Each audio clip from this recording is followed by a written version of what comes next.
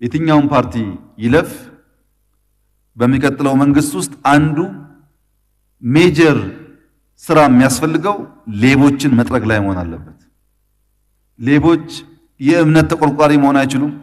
ሌቦች የብሔር ተቆርቋሪ መሆን አይችሉም። ሌቦች ለሰው ልጅ እኩልነት የሚተጉ መሆን አይችሉም። ሌባ ሌባ ነው ከየትም ቢመጣ። አዲስ አበባን እየበዘበዘ ያለው ሌባ ነው። ይሄን ማጥራት ያስፈልጋል።